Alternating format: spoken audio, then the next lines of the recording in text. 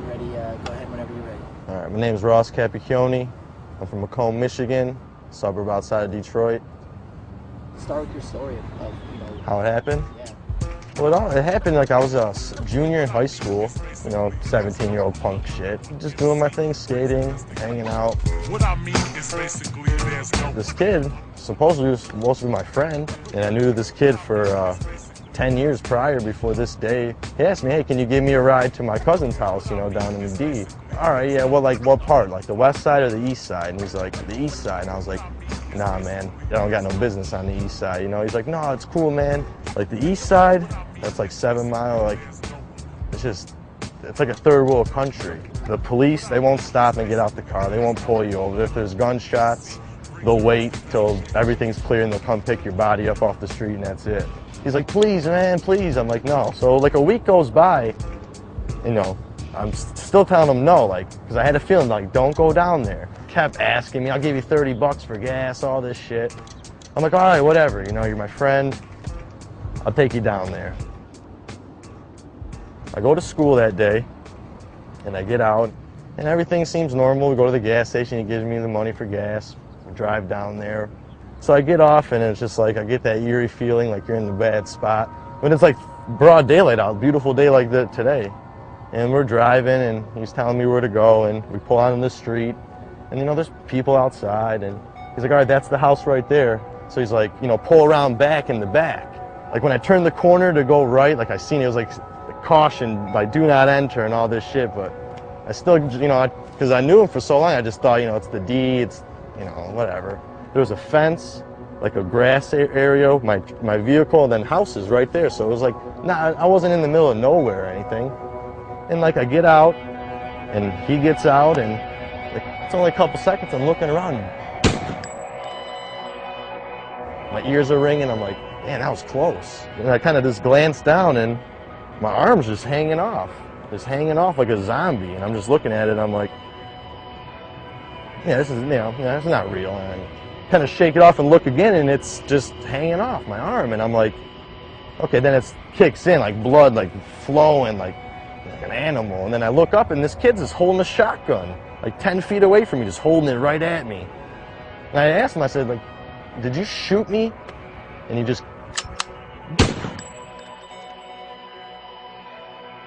blew a hole in my chest like this big. So after that, I just dropped to my knees. I lost all my air. I couldn't see. I remember being on my on my hands and knees, and I felt the barrel of the gun on my head. I felt this barrel just shaking still on my head, and so I smacked it away. But there was a shotgun, so it sprayed. So it still hit me in the head really good, but it didn't blow my head off like a watermelon just to pieces. So after that, I got a little sight, and I was like, okay, I'm still moving. I don't know what's going on with my head, but I know I'm alive. And I remember I looked up, and he was just staring at me. And he took the butt of the gun and smashed me in the face with it. Knocks my teeth out. I fall back, but I could still see at this point, and I don't understand how I can see because I have so much damage to my lung and heart. I felt these hands in my pocket digging for my car keys. When he's trying to grab my keys, I ended up on my stomach. And I look up and I see my Jeep Commander driving away, just driving away, flying away. And I said, okay, well, either I stay laid down in this spot right here and die, or I try to get up. So I try to push myself up, but take my left arm, take it right out. So gunshot to the chest, bigger than a soup bowl, and then my head all mashed up. And I'm trying to push myself off the ground. Kept trying, and I'm like, all right, you know what, one more. I'm gonna try it one more time. And I pushed up, and then out of nowhere, I felt these arms from underneath me pick me up. And I remember swinging, trying to grab someone, and there was no one around. And I was just standing up still, like a drunk, zombie, and I got this like a shove, someone shoved me from behind to go forward. I must have got about 7, 8 feet. I just fell straight down. Because I remember I hit the ground on my stomach. I'm like, all right, well, I went as far as I could. This shit's hurting too much. Let me just close my eyes and start relaxing. Sure enough, I closed my eyes and all the pain started going away. And then I'd wake up real fast and be like, this is not right.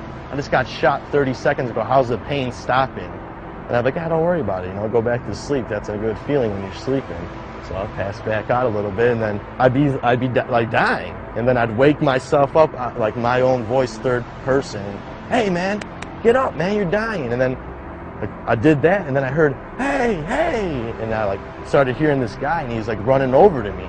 So when I fell, there was like a probation officer at a stoplight, and he seen me fall out of the woods, like all bloody, broad daylight. Then I felt his hand on my back, like, hey man, you're fine, don't close your eyes, you know, come on, the ambulance is coming, they're coming. And I'm like, man, like I just want to sleep, leave me alone, man. But then in my head, I'm like, no, you don't, because if you fall asleep, you're sleeping forever. And I remember like getting on the stretcher, and they're putting me in the stretcher, and just like the facial expression of the paramedic was just like, just a stunned look on his face, but in the same time telling me I looked great. I looked beautiful, like you're gonna be fine. And then it just like blacked out, and I went to like I was outside of the ambulance on my skateboard, filming it, like rolling telephoto filming of the ambulance, and the doors open, everyone's panicking, and I see my legs coming out, and like once it gets to my head, blacked out. I was pronounced dead on arrival right there. John Doe had nothing on me. They said, you know, Doc, this kid's, you know, gone, and Doc said no. You know, I'm here, let me try. Let me try.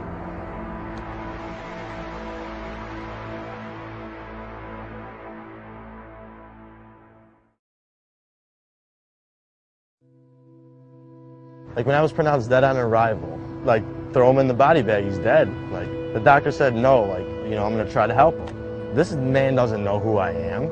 He could have said, yeah, he's dead, all right, I'm going back home. He said no, like I feel something, I'm gonna try. Did the heart surgery, gave me 24 hours to, you know, see if I was still breathing on the ventilator. After 24 hours, I was still alive. They fixed my arm and my head, and I woke up 3 days later.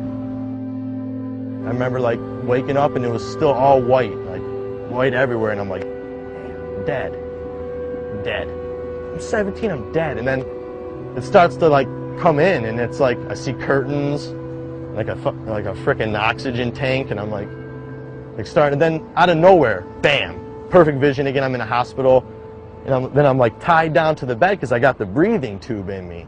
I got this thing pumping air into my lungs, so I start freaking out. But there was a nurse there the whole time though. I didn't even notice her because I was all tied down, and I just hear screaming like, he's awake, he's awake.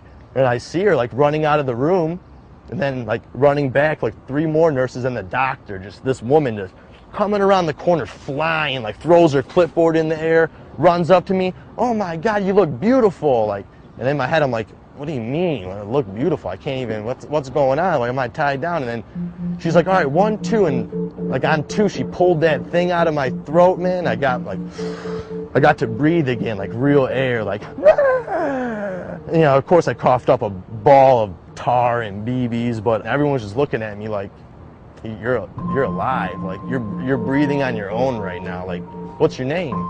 I don't know. What year is it? What? Who's the president? Huh?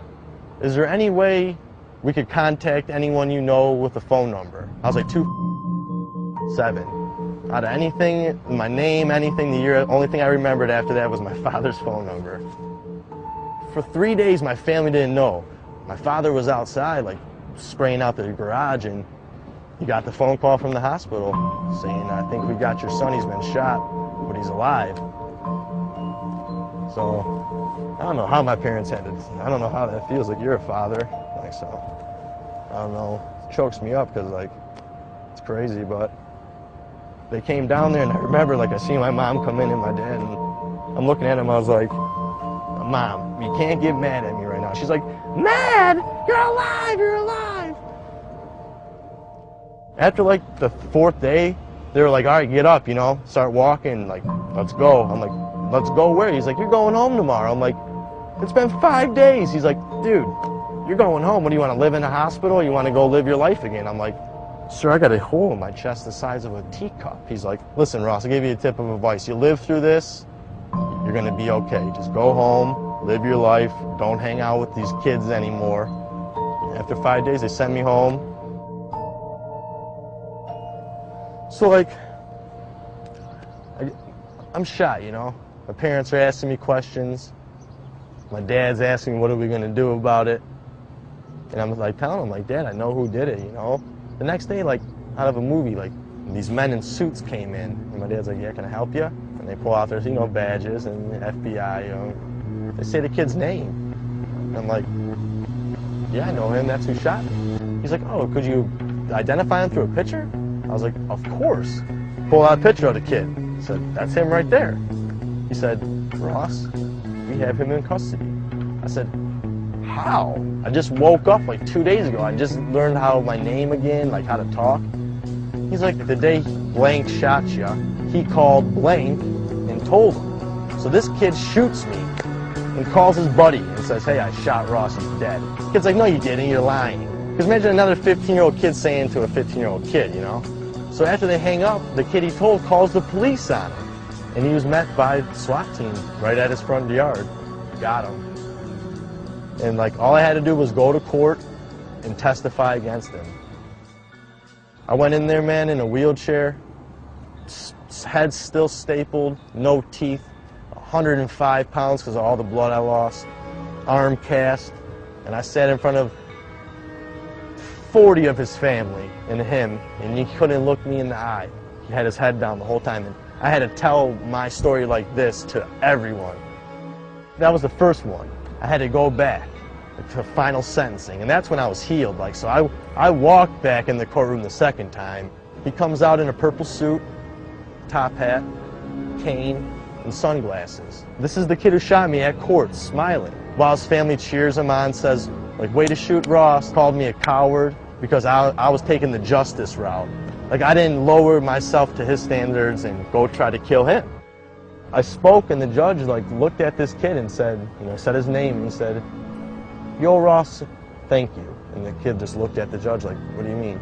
He's like, because if you would have killed Ross that day, you would have got life in prison. But since Ross was a warrior and survived, you get a second chance, and he just slammed the gavel on him. He said, go have fun in prison for 35 years. Well, I found out that the cause of the shooting was because he had a joining gang. That was his initiation was kill a random person. He had to pick someone, so he just thought I would be the guy to pick. Yeah, that happened in 2007. Been about 4 years. And I'm telling you, the first two were the hardest. It gets hard, like waking up and knowing like someone tried to like shoot you down. You got to get through that every day. Like seeing people. Like I get on a bus, public bus, I'm freaking out the whole time. Like I don't trust anyone on the bus. For a while, my mother had to like take care of me as like how you do an infant, like washing, changing, feeding. Like I'm 17 years old and I got my mom bathing me. I can't move. I got no hand. I can't talk. I'm all weak. And my dad and mom were like, Ross, like come on, like the doctors say, like give it time. And then all my friends like coming to see me, hanging out with me. Like started getting more positive. One day I woke up and I felt different. Like I was like, you know what, this is my world. That's what I, like every time in physical therapy, like I would try to do something, mess up, I'd be like, well, it's like a nollie backside flip. Like you're gonna mess up until you try it and land it. When I'd mess up, I'd be like, nollie backside flip, and then I'd get it. Like I'd do something with my hand and like put the thing in, and the doctor would be like, oh yeah, good job, like you did it. I'd be like, So I like started living my life as like skateboarding. It's been working. I'm very blessed. I see it now. Like when before, I'm like, you know what? Like I'm so unlucky. Like I went through all this getting shot, and really, like I look at it now after like maturing and growing up. Like it just gave me like a whole new leg up on life and how I can live my life. And it's crazy. Like it's like makes me happy to be alive, and it's like I'm so grateful for everything. Like I just look at what I got. I don't look at what I don't have. I look at what I have.